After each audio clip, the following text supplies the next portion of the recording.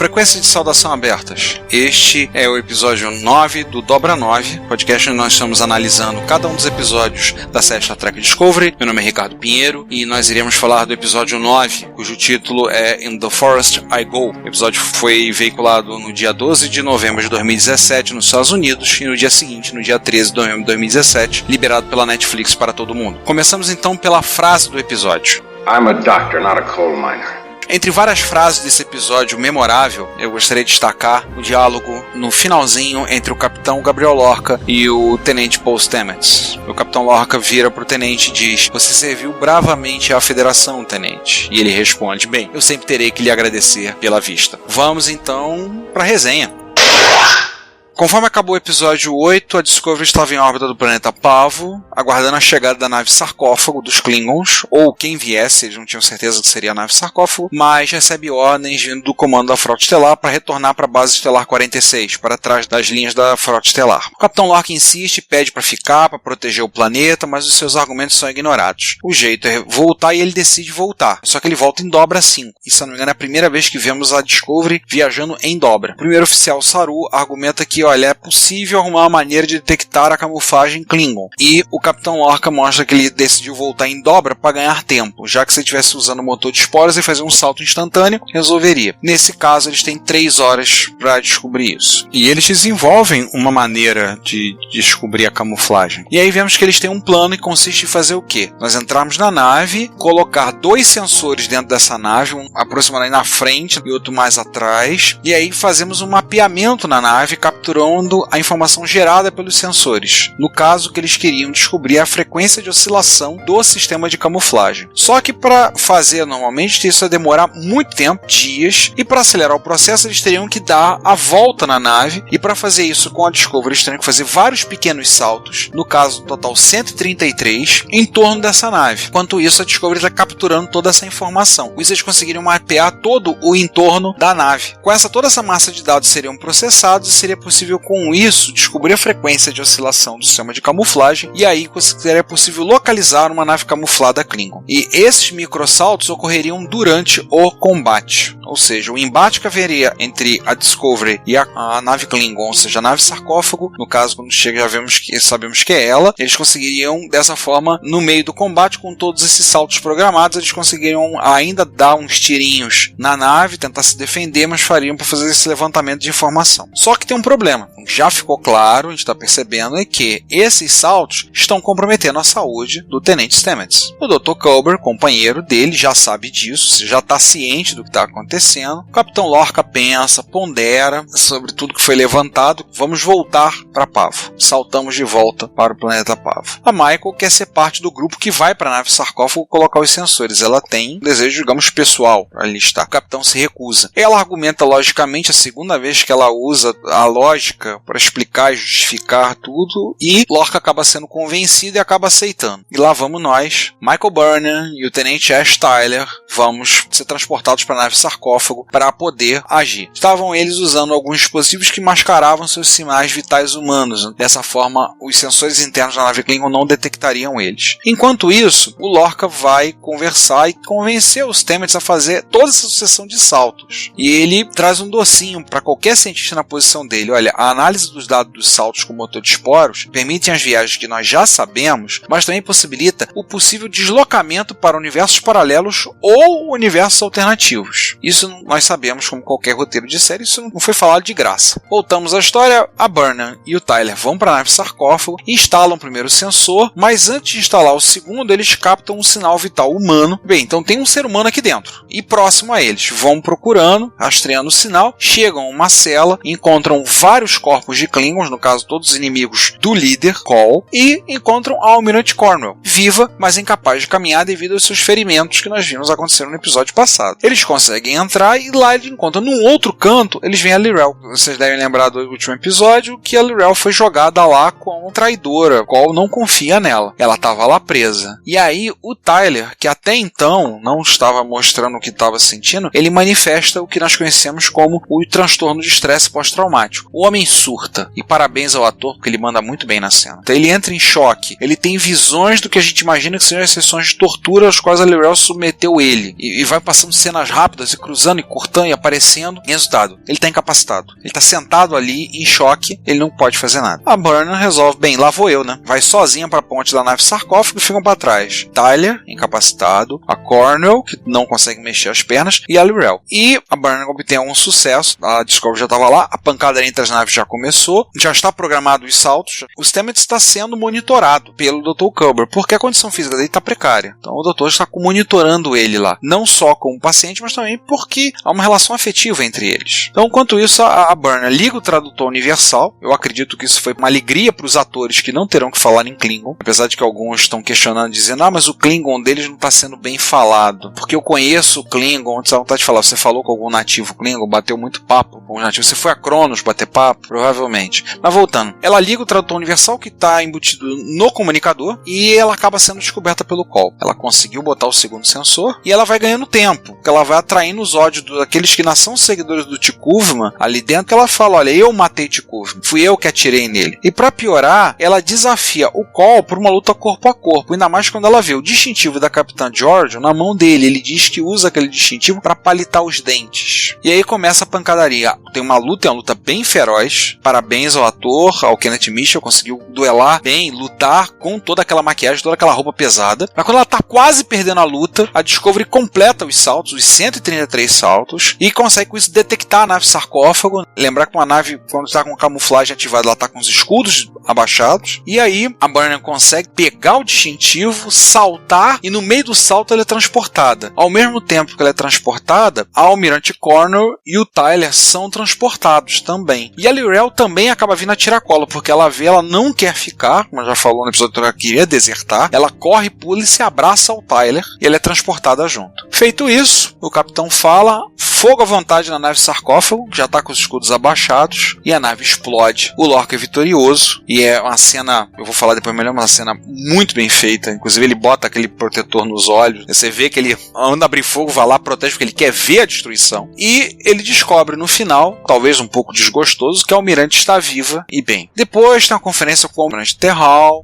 e ele fala que em 11 horas ele enviará todas as informações processadas para a Frota Estelar. Dessa forma será possível facilitar o processo de localização das naves Klingon camufladas. Ele recebe uma indicação para ser premiado, receber a medalha de honra da Frota Estelar. Ele recusa, apesar de ele ter um papel fundamental na derrota da nau Capitânia Klingon. Ele vai conversar com o Tenente Stamets, que está lá naquele cenário, que é o maior cenário da nave, que é o hangar. Então, vendo, através do campo de força, eles estão vendo o espaço, olhando. Ele fala, ele diz que para dar a medalha aos Stamets, e ele fala do futuro, da exploração que o motor de esporos permitirá, oferece, como disse, a medalha para o tenente. Eles vão voltar, mas vão voltar em dobra, ficar tranquilo, ficar calmo, nada demais. E os Stamets assim, eu dou direito de fazer um último salto para Base Estelar 46. Mas ele falou, vai ser o último salto mesmo, nunca mais eu quero. Eu já vi o universo, através dessa rede micelial, eu não quero mais, já tá bom, chega. Nesse entremeio nós temos o Tyler no seu alojamento, a Burnham vai lá falar com ele e ele começa a desabafar. Com isso a gente percebe que eles estão mais envolvidos romanticamente. Fala sobre o surto, ele desabafa que o surto ocorreu quando ele viu a Lyrell, que agora é prisioneira na Discovery, e além das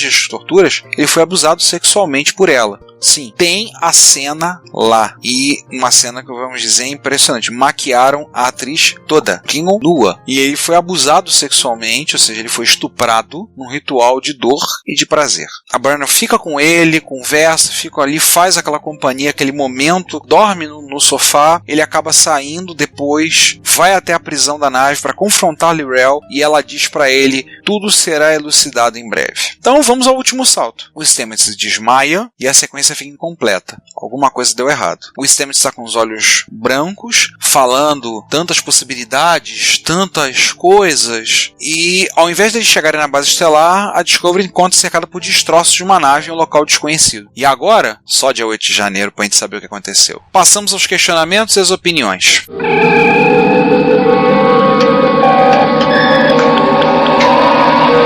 Um questionamento que é válido é o seguinte: o Capitão Lorca nunca mostrou muita preocupação com criaturas de outros planetas ou até criaturas estelares. Podemos lembrar do Tardígrado nos episódios 3, 4 e 5 ou da baleia espacial, o Gormagander, no episódio 7. Agora ele resolve proteger Pavo, onde as criaturas que compõem o planeta estão lá, são talvez criaturas de pura energia, não são exatamente corpóreas. Não sou estranho. E outra coisa assim, na boa, a frota precisa repensar esse papo dos sensores. Você já viu o tamanho do treco? Cara, parece uma bola de rugby. O negócio é grande, cheio de luz, fala, tem peça, coisa girando. Tudo bem, a ponte da nave Sarkov parece um campo de futebol de tão grande, mas precisa um negócio tão grande assim, precisa uma coisa mais discretinha pra botar. Com certeza, o uso do tradutor universal foi um alívio pros atores que interpretam Klingons, porque ter que falar Klingon e ver em redes sociais as pessoas reclamando da entonação e da pronúncia deles, na boa, ninguém merece. E sim, gente, existem trackers que falam Klingon e tiveram a pachorra de ficar corrigindo a fala dos atores, dizendo: olha, isso não está muito certo, porque eu tenho conhecimento, a minha pronúncia não está batendo. Sim, vocês achavam que fãs de Guerra nas Estrelas eram chatos? Tá bom, vocês não conhecem fãs de Jornada. Tem isso. Pra mim, tá ótimo. Bem, até que enfim nós vemos que o Tyler também tá quebrado. Ele também tem transtorno de estresse pós-traumático. Não é só o capitão que tem. Mas eu achei muito estranho que no episódio 5, quando ele foge, ele confronta a Lyrell e sai e não teve nada naquele momento. Agora ele entrou em choque, porque tamanho foi o trauma. E detalhe, um trauma também sexual. Ficou bem explícito isso. A cena foi muito rápida. Como eu falei, maquiaram a Merrick Schiffo toda pra essa cena. A gente vê claramente, ela está nua em cima do Tyler. Ou Vok, que seja. Ela tá ali. E vamos, sejamos francos, nós vemos uma sociedade machista, mas o homem foi violentado. Podemos dizer, ele foi estuprado. E pela legislação, ele foi estuprado sim. E ele tá em choque por conta disso. Precisa de apoio. Jason Isaacs, o Capitão Lorca, na boa, como sempre, pega a cena, bota debaixo do braço e vai embora. O homem tá roubando a cena. Caraca, eu tô fã dele, cara. Não sei o que é, porque tem coisas nesse episódio que não estão muito claras, mas o Lorca continua pegando a cena, botando debaixo do braço e correndo pra sala dele pra comer os biscoitinhos da sorte. Em pé. Dá mais tempo de tela pra ele, por favor, né? Aquela cena dele chegando na ponte, ninguém fala nada. Ele chega na ponte, a nave tá sendo destruída, ele tá de costas pra nave. E todo mundo se entreolha. E naquele momento, eles dizem tudo pelo olhar, mas não falam nada. Cara, a cena ficou fantástica. Parabéns. E o discurso motivacional dele foi muito bom. Aquele foi o momento que ele realmente motivou a tripulação. A fala da Lyrell para o Tyler nos faz crer que realmente ele é o Vok em forma humana. Mas só que pelo visto ele não sabe disso. Talvez aquilo que eu falei, os Sleeper Agents, os agentes que estão em hibernação, não sei. Mas com ela dentro da nave, vamos ver alguns desdobramentos com certeza bem interessantes. A Burnham retorna onde tudo começou, a nave sarcófago. Agora de cabeça fria, agora calculando os riscos, planejando, não agindo deslocadamente, mais equilibrada. Ou seja, nós vemos que a personagem cresceu e amadureceu. E é a grande questão, para onde eles foram? Para onde esse salto os levou? Vou dar a minha opinião. Tem gente que está dizendo que eles foram para o futuro, já que o próximo episódio vai ser dirigido pelo Jonathan Frakes. Para quem não lembra, é o ator que fez o Comandante Riker na série Jornada nas Estrelas da Nova Geração. Ele fez uma carreira como diretor e vai ser ele que vai dirigir. E alguns falam, vai que ele encontra com o SS Titan. Para quem não sabe, o Riker se tornou capitão no fim de toda a história da série da Nova Geração e ele foi para o SS Titan. Ele se casou com a comandante Deanna Troi,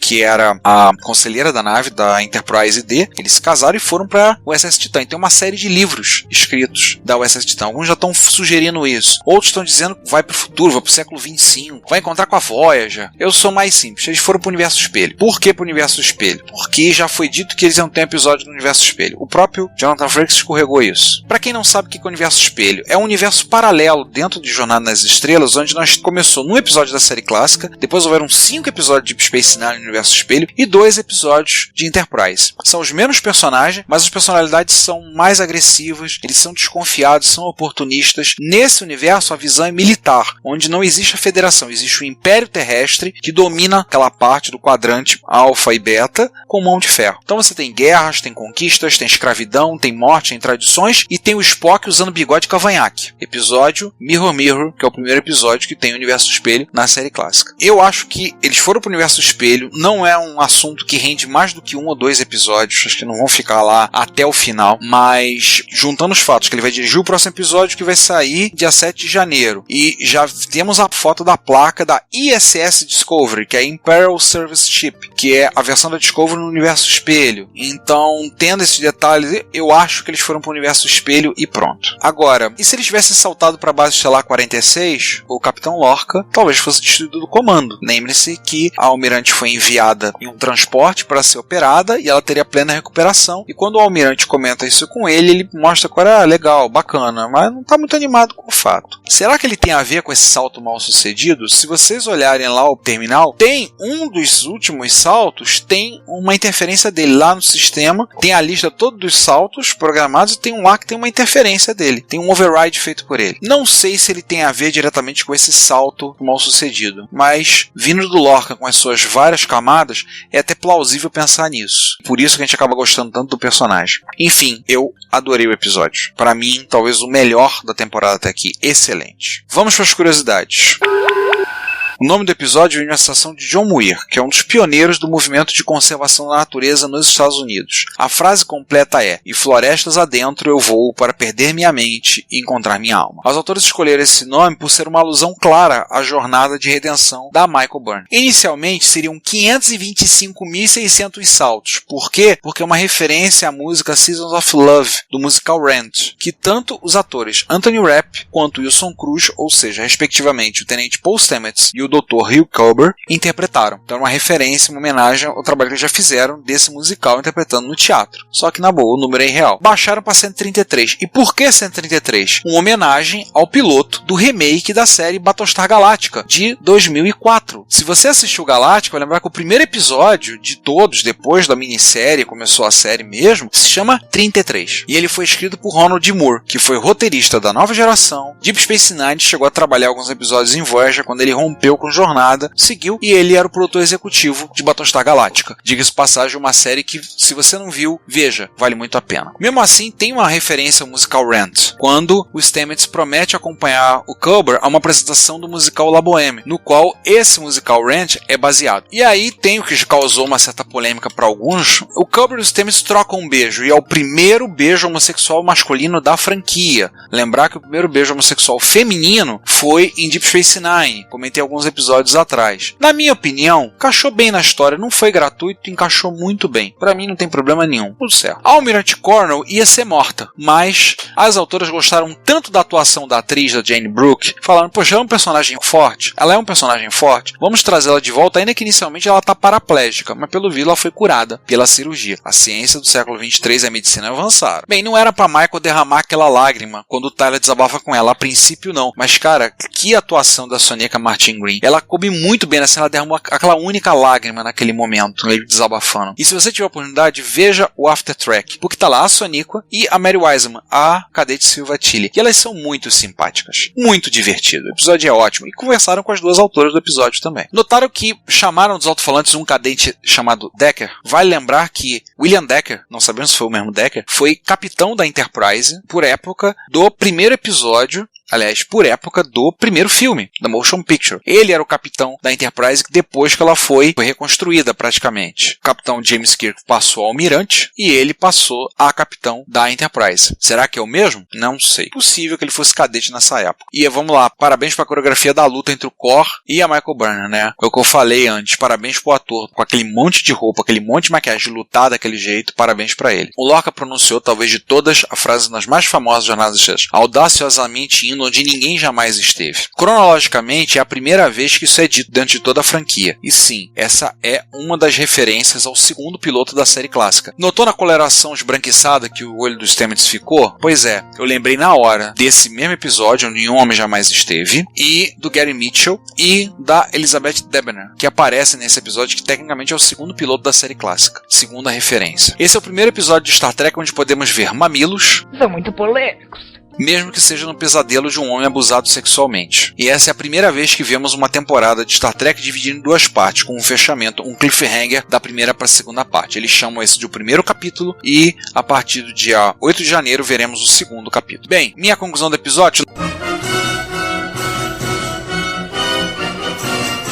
Eu vou dar logo nota, 9,5. Por que eu não dou 10? Cara, eu sou professor. Professor raramente dá nota 10. Talvez é o melhor episódio da série até aqui. Tem alguns detalhes que eu acho que poderiam ficar melhores, mas, cara, episódio muito bom. E com isso fechamos o Dobra 9. Passamos a vocês nossas sugestões. Visitem a Combo em comboconteúdo.com para ouvir conteúdo de qualidade sobre diversos assuntos, quadrinhos, notícias e assuntos interessantes em geral. Visitem o Trek Brasilis em trekbrasilis.org, o melhor site de jornadas estrelas que eu conheço. Ouçam o Odocast do Fernando Rodrigues. Excelente excelente podcast também sobre Star Trek Discovery. Ouçam também o Holodeck, na Terceira Terra. Também tem falado muito sobre Jornada das Estrelas e em particular tem falado sobre Discovery, recomendo. E meu convite, estejam também ouvindo o Retrocomputaria, em retrocomputaria.com.br. Não só ouçam, mas também visitem o nosso site, venham as notícias. E por ocasião que vocês ouvirem, estamos já passando o episódio de dezembro, que eu posso dizer para vocês, foi épico. É isso, pessoal. E com isso, nós encerramos esse episódio do Dobra 9. Muito obrigado a sua audição e retornamos assim que voltar Star Trek Discovery. Vida longa e próspera e frequência de saudação encerradas. Até!